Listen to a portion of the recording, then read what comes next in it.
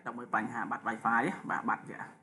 របស់ខ្ញុំបាទរបស់ខ្ញុំបាត់មុនហ្នឹងនេះខ្ញុំ record តាំងម៉ោងថ្ងៃខែទៀតបាទបន្ទាប់ពីខ្ញុំ fix ហើយបាទវានេះបាទវាចេញវិញនេះមើលថ្ងៃខែហ្នឹងដឹងដែរតែមួយខុសទេតែប៉ុន្មានវិធីនេះ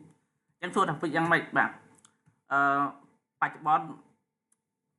Windows វា update បាទដល់ពេលវា update ទៅចង្កាត់ driver វា update ដែរពេលហ្នឹងចង្កាត់វាអត់ត្រូវជាមួយនឹង chip Wi-Fi របស់យើងវាបាត់អញ្ចឹងណាបាទដល់ដល់ស្រ័យគឺយើងអាចចូលមកក្នុង device manager យើងចូលក្នុង search មក Wi-Fi device រំ device manager បាទ save ពេញក៏បានដែរហើយចេញមកបាទចុចលើហ្នឹងមកបាទចុចលើហ្នឹងមកយើងយកទៅបង្ហាញផ្ទាំងប៉ុណ្ណេះអញ្ចឹងយើងត្រូវមើលពាក្យថា wireless adapter ធម្មតាបើសិនជាគ្នាយើងចូលមកនេះបាទចូលមកហើយវា load មកទៅមកអញ្ចឹងគឺ load មកថាកន្លែងណាមានបញ្ហាគឺវា load មកហើយជាពិសេសគឺនេះ load ដល់សញ្ញាអាហ្នឹងវាតាម Mac computer ណាគឺមានសញ្ញាពណ៌លឿងមួយបាទអញ្ចឹងទោះយើងធ្វើមិនបាទយើងលុបវាឬក៏យ៉ាងម៉េចបាទ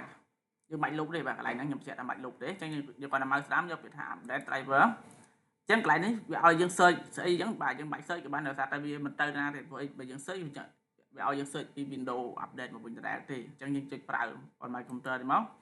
ដល់មកយើងចុចខាងក្រោមនេះបាទ let me pick from បាទ list available ហ្នឹងមកចុចដល់ហ្នឹងមកយើងវាមាន2 3ក្នុងហ្នឹងតាមតិចតាមច្រើនកុំព្យូទ័រខ្លះមាន14 5ក៏មានដែរអញ្ចឹងបាទអញ្ចឹងទី1បណ្ដាតែទី2ទី2បណ្ដាតែទី3ហើយចុចហើយនិចបាទដោយសារតែខ្ញុំ install rồiខ្ញុំចង់មិនចង់មានបញ្ហាទៀតណាបាទ